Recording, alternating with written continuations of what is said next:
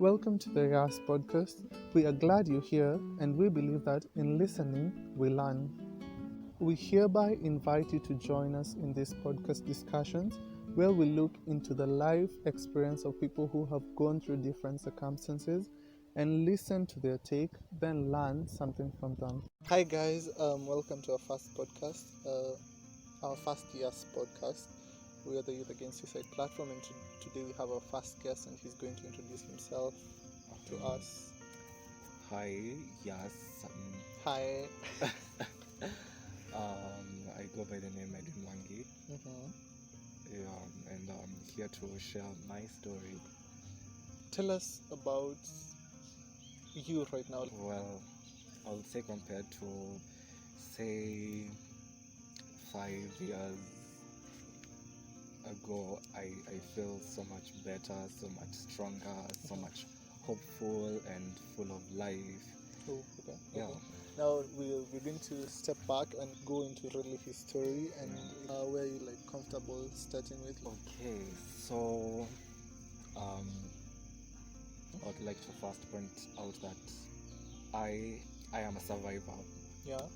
I think that's the best way to put it. Yes. Because looking back, I've had 7 suicidal attempts. Generally, my biggest struggle was like growing up being effeminate. Because that's what really used to be, like a point to be picked up on kids in school, and They really isolate you for that. Yeah. And so like my first experience was I was in class 4, and what happened was a classmate had done drawing some art, and he had shown it to literally everyone in class. But when I asked to see it, he said no. Oh. And being effeminate, being the way it was, like as people used to put it, a sissy, I felt like I was being discriminated for that. And like they feel I'm not worthy to. And that was quite at a young age. Class 4. It was. So I felt like I couldn't like take it. I was like it was already too much for me, like it being at such a young age. So I remember like my first approach to the situation was I would rather die than like live like this the rest of my life, like. Wow, at class 4 that was really deep. Yeah, so that evening when I went home, I waited like when everyone was asleep, went to the kitchen, took our kitchen knife and hid it in my bag, and I had thought out all like go stab myself the next day at school. Yeah. What kind of stopped you? So what happened is I had kinda like let me call it like a cry out to a friend of mine, like one of my closest friend at that time. And what he did was he actually went and reported to our class teacher and told her that I have a knife and I'm planning to like commit suicide and all. And I was called, and the whole thing was the teacher supportive, or what was the reception of the administration, like the school, the teacher? Well, let me say, I would put it, she never picked like sides. Like I got scolded like for trying to do such a stupid thing. Okay, but let me not call it stupid. Because it's not stupid. It's like what I normally tell so many people, like you can't call it stupid because you really don't know what someone is normally feeling. Then suicide is moment. A long step process, and it really doesn't start when somebody decides. So you can't tell the person's process of getting there, and you can't just sum it up to one word as stupid, because it's really painful. Nobody just sits one day and discovers like, oh my god, I want to commit suicide, and does it, because it's a very long and coming process. So I got scolded, but she also like got to like the like the roots of like the whole thing, and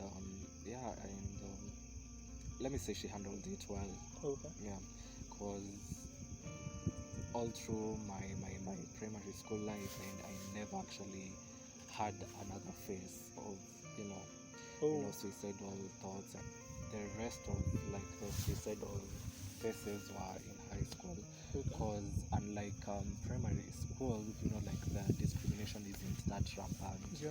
But not being in high school, A boarding school. not only a boarding school, a boys boarding school. Like it became intense. Yeah. You're on the spotlight, you're different. You're labeled different. Yeah. So like, and at that point, like as teenagers, I think that's the point, like you're also growing, you're also like trying to figure yourself out and developing your self-esteem, self-worth. Exactly. So it was a big challenge. So like having, being in such a vulnerable state, yet like people are onto you about, your nature and all. Exactly. It was really overwhelming. And it even got worse when it became an issue even like with the teachers.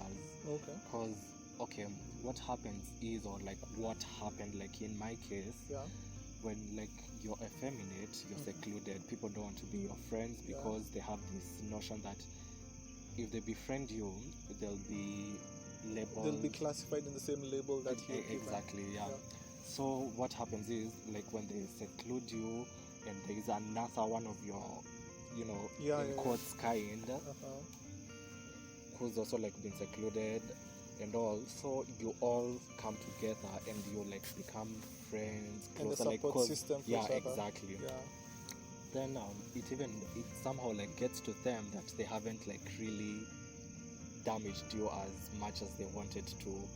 So like they went to the extent of saying that like I'm starting some form of queer cult. Ooh, okay. And even like picking out like very normal things like wearing scarves. That is our signature thing. It's a sort of cult thing and all. And that's why like it even like got even to like the administration and all. So the administration really focused on what the students also focused on. Yeah. Okay. Yeah, and particularly that must have been intense. Yeah, it was really really intense, because I think that's where I like had my other like 3 phases. 2 happened in one night actually. Wow. Okay. Because what happened was I got to the point where I wanted to transfer. I wanted to leave this school and just like go to another school and start afresh, like where people don't know me, don't know what my past and all, and like already I'm feeling the pressure to change. So when like that day that I was supposed to go home didn't happen, and all because of this particular teacher who was onto my the case and all. Wow. The one who's really really like projecting the voices of the students, about the whole issue and all. So there was really a teacher against like, you. So like, how did you feel at that moment? Because now you have come from the background that you're in class 4 and there's this whole case, and now you're in high school. I think you thought it was a fresh start, because I think our high schools, we all think that we are going for a fresh start. We meet new people, and then now the same case happens. How did you feel? It was really overwhelming and devastating, considering that when you're in school, you expect that when like you're going through trouble, the people who you can run to is the teacher, the administration and administration, who in this case actually are the ones against you. Exactly, like they are the ones who are reinforcing like and the whole you told me discrimination in your primary experience the teacher literally was neutral, so she scolded both, but now in this case in high school where it's she like was one-sided. She is the one-sided person, and she takes the side of the students, so you feel like it's the whole world against you now. Exactly. And that night I tried committing suicide twice, but then finally I transferred, went to a new school. You say that you wanted to transfer to get a fresh start and everything. So I'm sure you were feeling pretty good at that moment. Yeah, I was, and I was feeling hopeful about like living and turning a new leaf, if I may put it that way. and going to the new school, it became more like it became difficult, like more difficult, because in that school, and like this other Was school, it a mixed school? it was. Oh, okay. And Because like, we figured out the boys' school was kind of Yeah, tough. yeah. So was that one of the reasons you transferred to a mixed school? Because you thought it will be kind of lenient? Yeah, I actually thought like it might, like ease out the whole thing. Okay. Yeah. So okay, sorry. This But new school. in this new school, like it became even more difficult because in this new school, unlike the others who seclude you, now these ones tease you. Oh. And by teasing you, I mean it used to go as far as like sexual, like harassment, like mishandle you and all. We're talking about the students now. Yeah. Okay. Yeah. So in this like point, you're like confused and like devastated and all. Yeah. And plus with the academic pressure, Yeah. again the administration. Question. What form did you transfer in? I transferred in Form 3, but when I went to the new school, I went a class behind, so I went to Form 2. Would you regard that as, from the pressure you got, that's why you felt like you had to redo an academic year? Yeah, because like. So this really affected your grades? Yeah, it did. It actually did affect like my academic performance and all. Okay. Yeah, and mostly my social.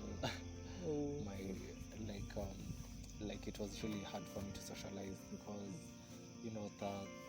the first thought is if I try to like reach out, like to make friends and all, like this might be a barrier or like a reason to like like get backlash and all. Okay. Yeah.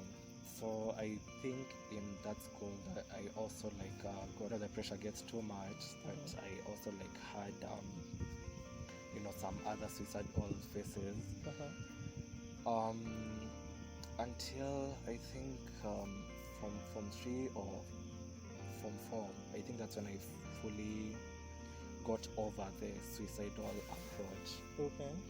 And like tried like finding another way like to like ease out the tension and all. Through this process, did you have any support system from your family, from your friends? The only support system I had was my friends, which is also faulty because my friends are of like the same quote unquote kind that so you're all categorized and you're all going through the same thing. Yeah, so like like they're also faulty because they're also going through their share of troubles and tribulations and all. So that was my support system then. Did you actually go to your family and report something? Or the only person I could like approach about the situation was my mom. Now she's actually the first person I called from my previous school, because I remember when I called her and I like explained to her and I told her like this and this is happening and this was going down. This was her response. She was like, oh, so like everyone is misunderstanding you because of how you like doing your things, because she understands me. So yeah, she's the only person who I could really approach, because my dad was another, like he was one of the people who have contributed to like the pressure and, the normal Kenyan dad who sees you as the son and the manly son. So I think it was only my mom who I could go to, which I never used to do so many times because I used to feel like I don't want to like bring so much worry onto her, like I don't want to like add on a burden on top of like her her normal day-to-day like worries and all. So I feel like I would rather keep it to myself. And is that feeling, in hindsight, do you really think you should have felt that way? Does it come off as it's your responsibility to keep this to yourself? I will say I really used to feel like no one would really understand. Okay. That's exactly how to put it. Okay, nice. Continue, please. So I completed high school, and before I was done with my Form 4, like when I was approaching my KCSE, my mom passed on. So this became really, really tragic to me, because remember, this is the only person who I used to feel, like comes to a certain level of understanding. So that, left me feeling like it was all over for me. Like I'm done. Like it felt like my world like has completely crumbled. So, sorry about your mom. So in class 4, throughout class 4, then the new high school, then now you transferred from the high school experience to a new high school, still the same experience, and then now you're in Form 4, the year where you really have to push it. How are your academics at this point? I wasn't doing well, really. After I did my KCSE, I actually didn't pass as expected. And I tried, and like giving myself a little hope of life, although at this moment like nothing was really making sense. So right now that you've lost your support system, you're feeling all alone. What gave you the strength to keep going? What really put you in a state of keeping to move on? I think remembering my mom's love, and telling myself if she was here, she would have wanted you to be better, be strong. Plus I also used to like vaguely see this reflection of her in me. So I used to think of how strong she was, how determined she was, how how she was striving to be better every day. And I think that's what kept me moving at that time. So I went back to school, the new school. At least this time I was, let me say, I was less effeminate as I used to be in my previous schools. Plus in this school I really didn't want another phase of discrimination and all. In fact, that was like one of the things that was giving me second thoughts about going back to school, because I'm like, I go back to school and then it's going to be like the same old story. People discriminate you, you feel secluded, you're back to your lone state. And like in your lone state you tend to have a lot of time to overthink. Yes, you really do think a lot. So, but going back to that school, I tried to like tone down like the whole feminism and all, because all I just wanted to do was like just go through that year, get my good grade that will help me like proceed to university and all. When I went to that school, I found this guy who was going through the same situation I went through in every other previous school. And for him it was so bad because he was he didn't have like unlike me, who had like other friends of the same kind. Like he didn't have any, so he was like alone. Like that this kid, he will eat last because he can't queue with everyone else because of the discrimination. And I felt like it was upon me to be his friend and to be his support system and to like be some light to him. Although I knew as much as I wasn't as okay myself, but I wouldn't like just let him go through, because did you feel like you know what he's going through, so you can be like a voice of reason for him?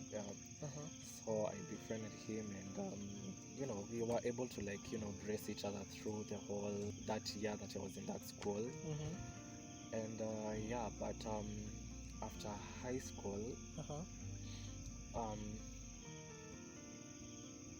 something tragic that I wish to keep secret for now. It's okay. Happened to me, and this was like the last straw. This one broke me completely. Yeah. This one completely shattered me, that I got into depression. Oh, okay. And the moment that we normally have after high school, you're not in school, you have a whole lot of months staying at home. The gap year. Yeah. So that gap was a lot of time to stay home and revisit every other thing, negative thing about my life. And at this point I was just into the depression. And I remember my routine was I would go to my for my computer classes, my ICDL classes, come back home, get into my bed, cry, literally all through, cry, go to sleep, wake up, eat, cry, go to sleep. And that was the routine, day in, day out. And that went on for, say, about 3 or 4 months. Oh, okay. And considering that my dad and I were not have not really been close, he never really noticed. Okay. As if there is a problem, he didn't see a change. Yeah. Plus it was even harder for him to notice because growing up I was introverted. So to him it's the same old routine of I being all quiet and all to myself and all. But I was broken. I was completely shattered at that point. But with my friends, they were there for me, but I used to still feel there is that void. They are my friends. They're there. They're going to support me. They're going to give me the pep talks. They're going to try and distract me from overthinking and putting so much time into my thoughts and all. But I still used to feel like none of them will understand what I was going through. None of them will really relate to the level of pain and worry and all that I was going through. But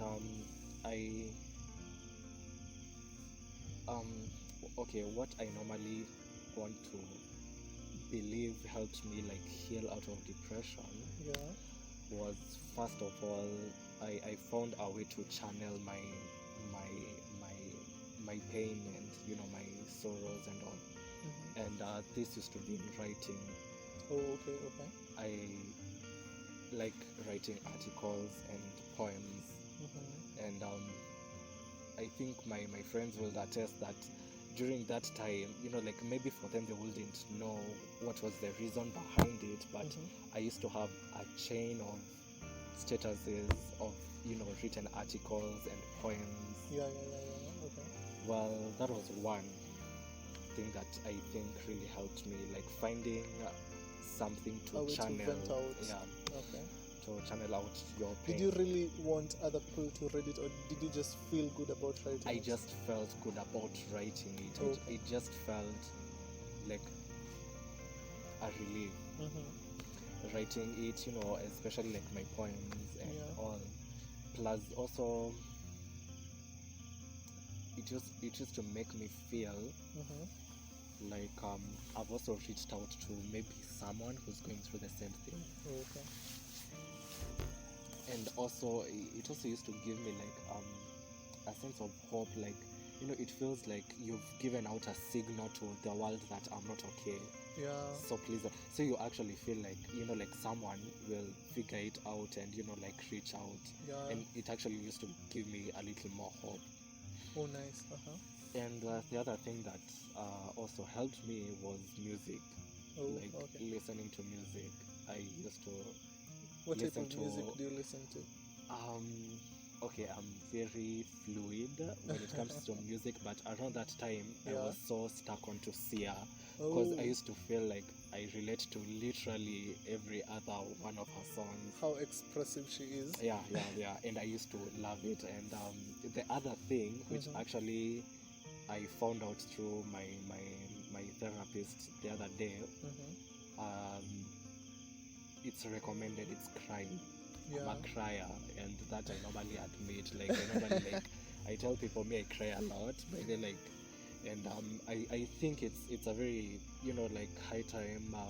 The whole stereotypical thought of men shouldn't cry, should Exactly. like should be Express yourself. yeah, like We we were should doing really a change piece in that. Y.A.S.S, and we were Yeah, like like focusing on even crying. like fine, masculinity is like it is the way it is, like it's like creation of Yeah, yeah. how exactly we should be, let me put it that way. But even under all that masculinity, we are also human beings, and we have our fragile Yeah. side, and I think it's okay to break down. And yeah, so Even if you're alone, just cry. Just go into your room and cry. Not everybody just must cry know. it out. It really, I really used to feel so good every night when I cry and go back to sleep. Oh, like okay. I actually used to cry myself to sleep, and I would wake up the next day feeling a bit better. okay. Yeah. So yeah, I think those three things were what worked for me. At what point did you like know that it was depression? Or did you know that, well, I have an issue here, guys, and I may need help? I actually knew I was in depression after I had gotten out of depression. Yeah, like when I was going through it, I didn't know what it was. I just knew I used to be overwhelmed. Yeah, in hindsight, what are those pointers do you think, like, well, I would have noticed it through that? As much as I was introverted, the level of secluding myself was a little bit too much. Okay, so the seclusion skyrocketed. Yeah. The other was you suddenly have this you lose hope in everything that used to give you hope. You start seeing your dreams vaguely, you start having doubts in everything. Yeah. I think around that point was where I even like had most doubts in my my faith. Yeah, so I think like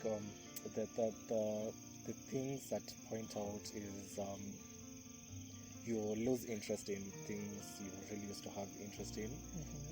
You tend to seclude yourself, because it also used to reach a point I used to feel I'm too much for my friend. I used to feel like I'm burdening my friends. So you also like you feel like you're a burden. Yeah. Let me put it that way. I think those were the major pointers for me. Yeah. Okay. Tell us about your recovery process. How did you manage to really like get out of that deep state and come out and do what you're doing right now? There was the writing, there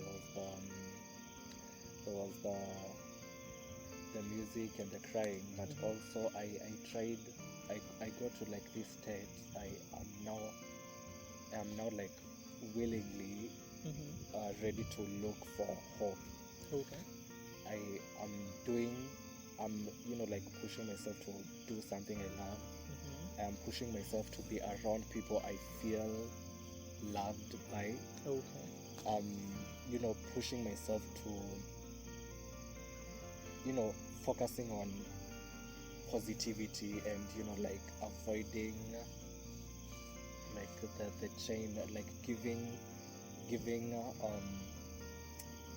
power to like the chain of negative thoughts. Okay. So yeah, I think that's what like really kept the momentum of pushing me out of the whole depression state.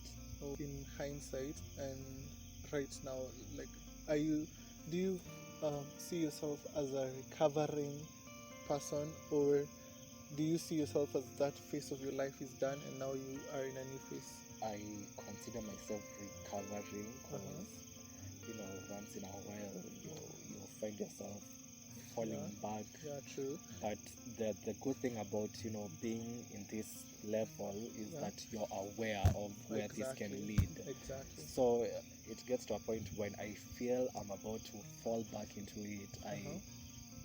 I look for a way to counter that, and like. Oh, okay. You Yeah. look for resources Yeah. and ways, the tools Yeah. that you had used Yeah. before Yeah. to be able to just like, Yeah. okay. Tell us about your life now. Well, my life now is, I would say, I feel it's full of hope, full of so much light, and as I have come to learn with time, law of attraction, as most of my friends love putting it. Yeah. The more positivity you put out there,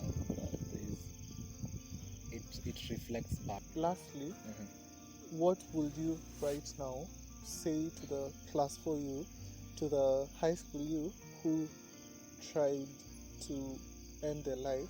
Does it all get better? I will say, wow, I think you're stronger because of everything you went through. Like, every one of those experiences was actually purpose to make you better, was actually purpose to make you grow. Yeah, and I think that's what I would actually tell my younger self. Okay. Well, guys, it's been good. It's a wrap now, and we've really learned a lot from you. Yeah. Thank you for sharing, and hopefully this will really help a lot of people going through the same thing. Yeah. And what will be your final word of advice to them that are in that situation right now? I know that right now, as they're going through it, they're not really that hopeful. They don't feel that great. So what's your final word? My final word is, I like telling people you are stronger and better and more powerful than you actually think. Oh, Yeah. yeah. Thank you. It's been nice. Thank you for having me.